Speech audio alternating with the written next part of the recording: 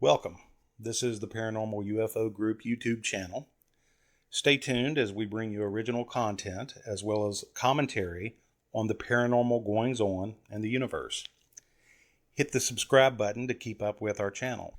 If you enjoy discussing paranormal topics like UFOs, ghosts, out-of-body experiences, cryptids, and the generally unexplained, we welcome you to join our Telegram and Discord servers.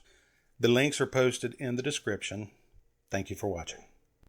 Hey, this is Ron. Welcome to Paranormal UFO Group. This is our latest video. We're going to be focusing today on my favorite paranormal investigators, Ed and Lorraine Warren.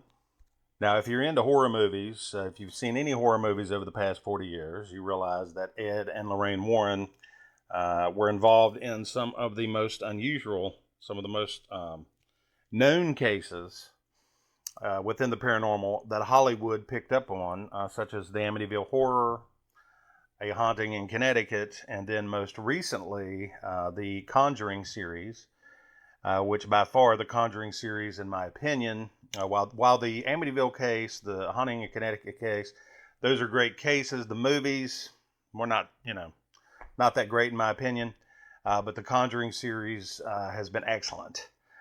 Most all of those films have really been good, so I've really liked those. So for anyone paying attention, this past April 2019, Lorraine Warren did pass. She did pass away, age 92. But she and her husband were very influential in the paranormal investigation field. Of course, they weren't without their critics, like every other investigator. They had been called hoaxers and charlatans and opportunists, etc., etc. But to the families that they, seemed to help, those families seemed to appreciate, their gifts and their ability to help cleanse the home of what seemed to be dark forces in many cases. But again, if you've not seen, The Conjuring, Amityville, any of those, if somehow you've escaped that, you should try to check those out because they are interesting. And again, Ed and Lorraine both have written quite a bit over the past, roughly 45 years. So there is some excellent material within their books as well. Of course, they had a now famous occult museum that they operated out of their home that, to my understanding, is still open, being run by their daughter and son-in-law. And one of the most interesting things I had seen within the past few days, my understanding is the ghost hunters will be filming at the Perone home, which the Perone home is the basis for the film The Conjuring. The events that happened in the film The Conjuring obviously were fictionalized and exaggerated to a degree. But certainly there were some nefarious things that happened to the residents there. So it will be interesting to see if, the gang can pull anything out of, that home. Now, the folks that bought the home after the Perones had left, and they left in 1980, I believe it was 1980.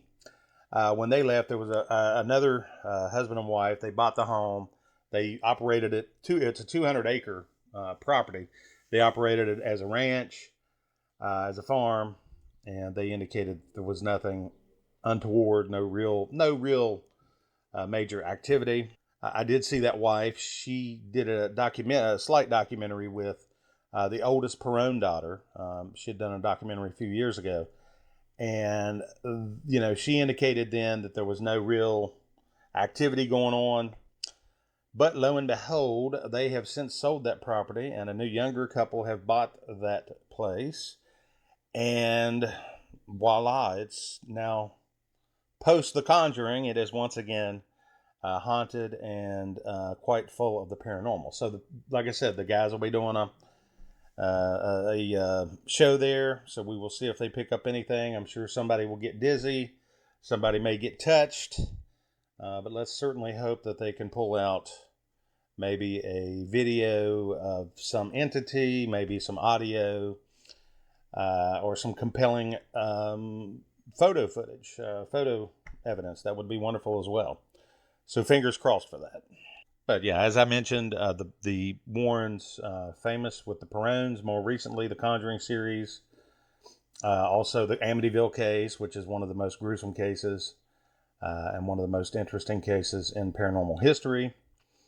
The Annabelle doll, which the movie uses kind of like a porcelain-faced, very sinister-looking doll, but in fact, the actual doll that the Warrens were involved in, and they took possession of, claiming that there was a demonic entity within it.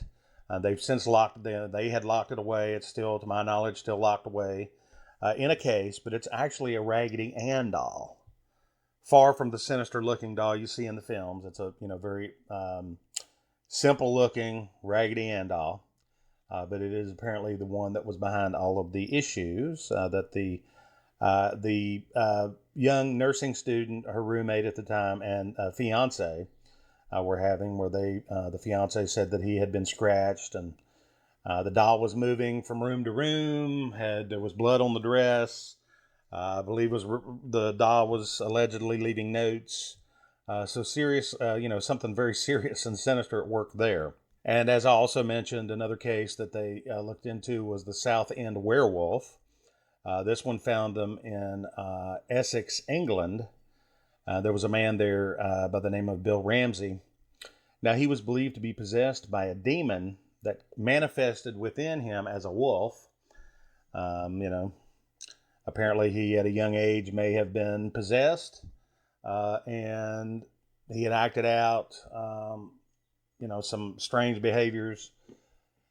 And finally, in the 1980s, they kind of subsided for a while. He was a husband, a father. But then sometime within the 1980s, he realized that these sensations, these manifestations, if you will, these demonic feelings, did return, and allegedly there was a exorcism upon him, and supposedly that was, that was done at the home of the Warrens in Connecticut by Bishop Robert McKenna, and that was a recorded exorcism. And I believe they were kind of alluding to that in the Conjuring film when they kept showing that footage. I don't believe that was an older case. I believe that was something that was later, but you know how movies are. They mess with the timeline. They use a little drama for effect. So I believe that's what happened in that case. Of course, in the Amityville case, we know that that house, the year before the family that moved in, it was the Lutzes. They moved in the home in Amityville, Long Island. This was in 1975. Now, they only lived in the house for 28 days with their children. The year prior to that, that house had been the scene of a horrific mass murder. Ronald DeFeo Jr. had brutally killed 6 of his family members in that home.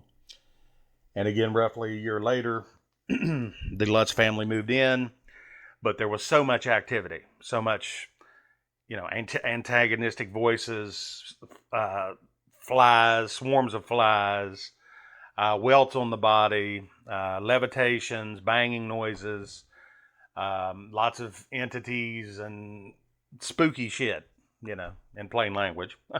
So they were there for approximately 28 days and they hit the road. So again, the Amityville series, there's an Amityville series too. They've made a ton of films. They did a remake with Ryan Reynolds, for God's sake. But the case itself is very interesting. The movies, that's everybody has their own taste. With A Haunting in Connecticut, there was the Snedeker family, Carmen and Al Snedeker. They had rented a home in Southington, Connecticut. The reason they did this, their son at the time was receiving treatment, so they wanted to be closer to the hospital where he was receiving treatment. The house they rented had been a former funeral home. Apparently in the basement. Now again, there was a film made of this. Interesting film. This was a little bit better film in my opinion. But again, dramatized events. But the actual story itself is quite gripping. Now when they moved in, Their older son was their younger son that was getting the treatment, and their older son began seeing some visions of ghosts. They would find things within the home like toe tags, lights often were flickering, things flying off the walls, dishes. And then they also would smell what they described as rotting flesh. On occasion, the water would turn blood red. Even more horrifying, both Carmen and Al Snedeker alleged that they had been sexually abused by these entities. Once Ed and Lorraine came in, they did the investigation, and they said that based on what they were picking up, the morticians that were, had the property before, had did some unsavory things to the corpses, necrophilia, and also some necromancy. So the Snedekers essentially lived in the home about 2 years, and then they also hit the road. So Ed and Lorraine also, there was another case. This is a more interesting case in the sense that it involved the first ever use of the quote, "devil made me do it" defense within the U.S. Apparently, it was a case involving a man named Arnie Johnson, who was trying to help exorcise a young boy who apparently, allegedly, was possessed by up to 40 demons, it is said, in that case. But what had happened, the demons apparently jumped from the young boy at the time to Arnie later. Interestingly, Arnie would marry that boy's sister, and then his incident, came out a little bit later. After the marriage, they were out to dinner, and Arnie and his landlord at the time, a man named Alan Bono, apparently got into some kind of argument. Arnie stabbed him multiple times to death with a pocket knife. And then that it was indicated that Arnie, the Warrens, got into it, worked with the Diocese of Bridgeport. They came in and, to exorcise David. Apparently those demons had jumped again on Arnie. But ultimately, even though the Warrens testified that, Arnie was possessed, ultimately Arnie was found guilty of first-degree manslaughter, and he did serve out 5 years of his sentence. And of course, like anything else paranormal, there's plenty here to be skeptical about. If you've not experienced anything paranormal, it's very easy to, dismiss these accounts as foolish because they're unnatural. They're not things that happen naturally every day. These are not everyday experiences. These are not things that most of us experience on a day-to-day basis. But to these families involved, to these people involved, these were very real situations, and they sought out the Warrens to help them. And, it is said that Lorraine was very,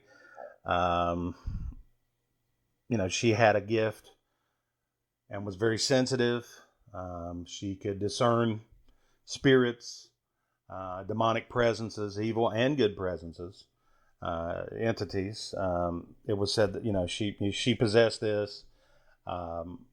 Ed was more the technical guy. He was doing the recording.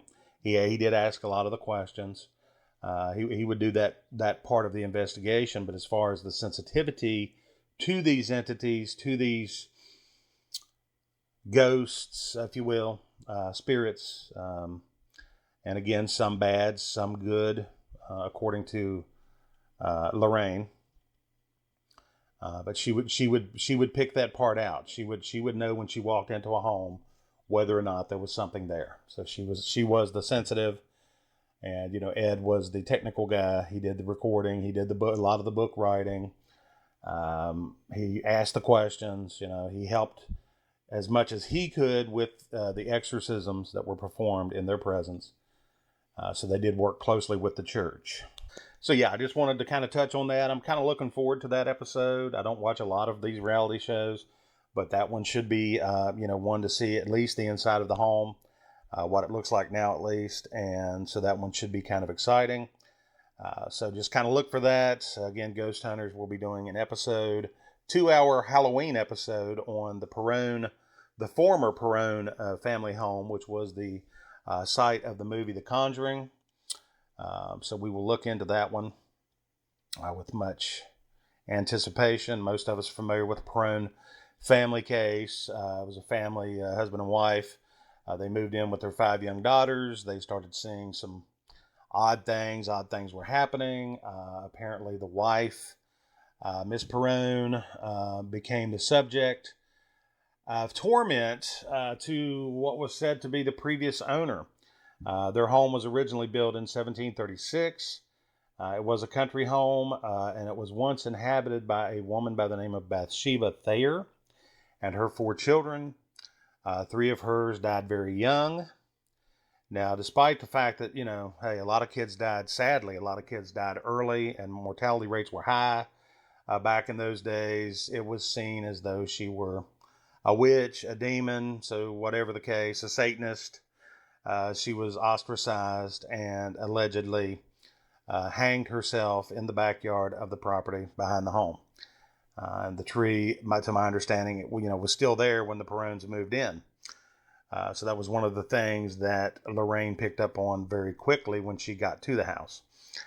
So again, the movie is fascinating.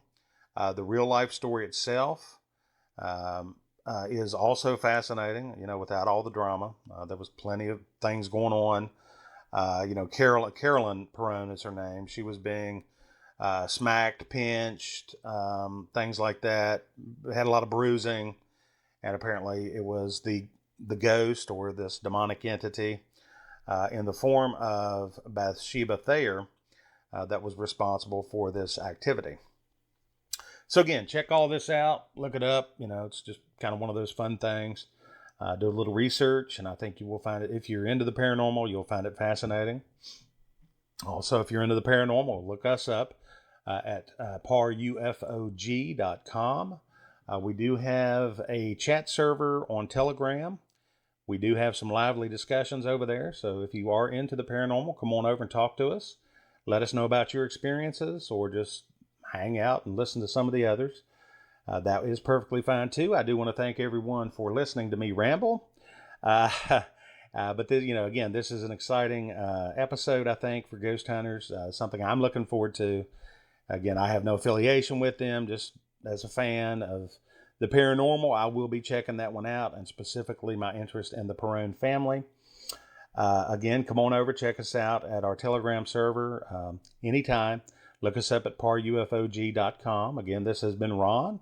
I do thank the community for listening. I thank you for all of the support you've given. Thank you again for listening, and have a wonderful day.